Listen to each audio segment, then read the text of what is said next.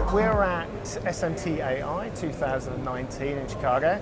I'm joined by Chris Frederickson from Insituware, which is a new startup, and you've got a new product at this show. So tell us about the business and tell us about the product. Yeah, sure. So Insituware and our new product, what we're doing is we're all about measuring materials in electronics manufacturing for quality control. So we're really trying to push a lot of that functionality that might have been just in a lab onto the factory floor. Yes. So in this particular case, the first couple applications that we're looking at are measuring the consistency of solder paste and really looking at, is it fit for use, or are you likely to have printing or reflow issues? Right. And then we're also doing localized cleanliness testing. Right. Yeah. So and the idea that this is a product, isn't it? Yeah, so you can do this on the factory floor very easily. Yes, absolutely. Yeah. So talk us about the product then. Sure. So the way we're building this is completely modular. So the route that we're taking is we have a single base unit, which we're calling the Vision Mark 1, and then we have a set of expandable sensors. Okay. So as we have a full materials research lab in our facility. So as we come up with new functionality, we can both deploy it via software if we can use the existing sensors, or just plug in a new module. Excellent. Yeah. So and then I guess you can customize that to specific customers' requirements, can you? Absolutely. Yeah. So if a customer's running into a specific issue, we can tailor a custom solution for them. Excellent. How did you identify the need for this? This is what always fascinates me. That's the thing, isn't it? That idea, you get that, and then things hopefully fall into place. But it's identifying that in the first place. So essentially, the way that's worked is a lot of this is based on prior work from around 20 years ago, where they were looking at how do you measure solder paste, and we're kind of piggybacking off of that. For the solder paste application, and then for the localized cleanliness testing, there's been a lot of talk about that in the industry recently. But the beautiful thing about this product is we're able to constantly add new functionality, so we don't have to completely redesign it as we identify new needs or new use cases. How does it work then? Yes.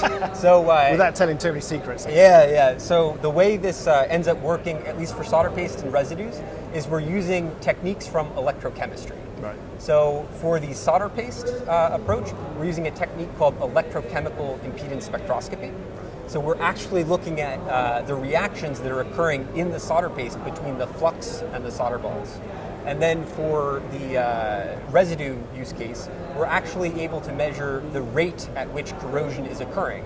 So instead of being reactive with something like an SIR test, where you're actually observing the end result of corrosion, we're looking at the underlying electrochemical phenomenon. Yeah. So do you basically set the parameters of what is acceptable?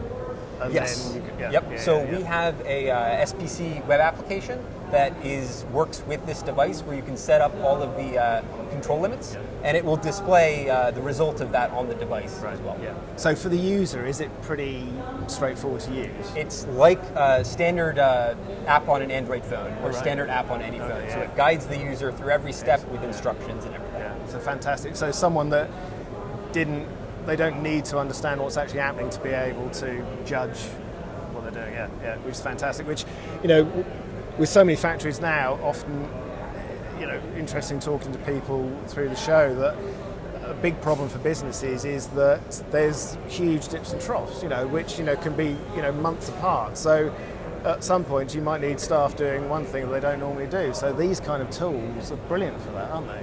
Yeah, absolutely. And to play off that as well, one of the main benefits and main ways that we're able to do this is we're investing deeply into machine learning based approaches to interpret the data that we're getting back, so it's not all on the end user. Because these techniques like electrochemistry and the like traditionally require a lot of expertise. Yep. So we're trying to automate that and make it as easy for the end user as possible. Yeah. Do you think, this is a huge area that I think needs, we're talking about a lot in the coming years. We talk about smart factories and, the Industry 4.0, all this side of it, but, a smart workforce where you can give the tools to people to do a job without having to spend months training them up to do something, that makes that can make a business smart in itself, can't it? The smart workforce inevitably creates a smart factory. Absolutely. And I think a lot of the effort right now for the Industry 4.0 and smart factories, a lot of that's been focused on the process, on all the equipment and all of this. But materials, as you're using them, they're constantly changing. And it can cause failures purely because of that changing. So we're trying to take those same trends with Industry 4.0 and all this automation into controlling the materials in these factories. And I think a lot of people get scared, or there's a lot of trepidation about the sheer amount of data you have to manage. If you want a factory, the amount of data being generated is mind-boggling. So reduce it to specific tasks like this, where you handle the data and decide what is you can direct it to these are the best results, so which improves that product.